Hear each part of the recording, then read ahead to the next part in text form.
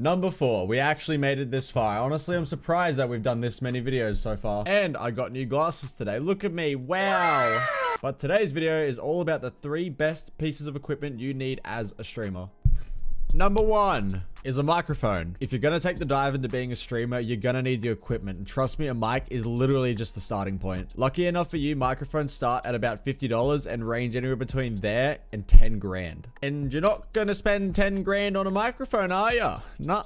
Some of the best microphones or the most price effective ones for streamers would be the Blue Snowball and the AT2020, which is actually the microphone that I use. The Blue Snowball costs $88 from the website I was looking at, and the AT2020, depending on which one you get, will cost you anywhere between $108 for the XLR version to $120 for the USB one. But XLR ones cost a lot more because of the amount of stuff you put into them. Like, you have to buy the audio interface as well, which can cost you an arm and a leg. Mine cost me $220, which is even more than the microphone. Don't you love it when you get halfway through recording only to realize you forgot to turn on your LED lights? Oh well. They're on now. The second piece of equipment you need is a camera. Cameras are especially important on Twitch because it creates a connection between you and the viewer. You only really have 2 options when it comes to buying a camera. You either buy an actual camera, like a DSLR, or you buy a webcam. Luckily enough, I'm the owner of both cameras, so I will show you what both look like.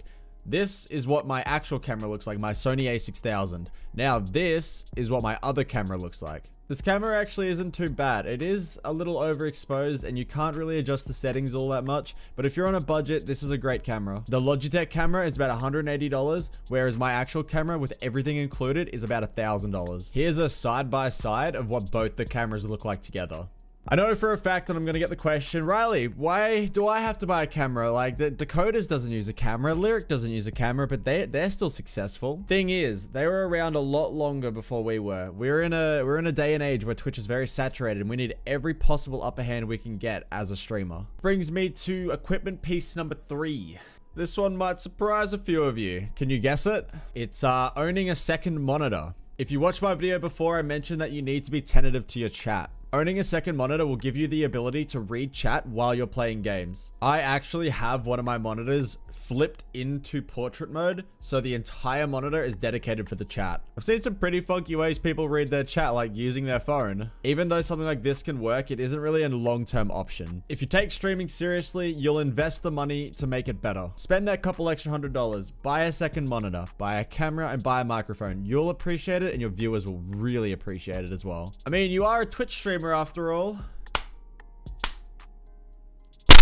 Oi, thanks for watching, boys. I bet you none of you actually made it to the end of the video. If you did make it to the end of the video, type spoon. Dude, I'm live. Twitch.tv/Rahuli.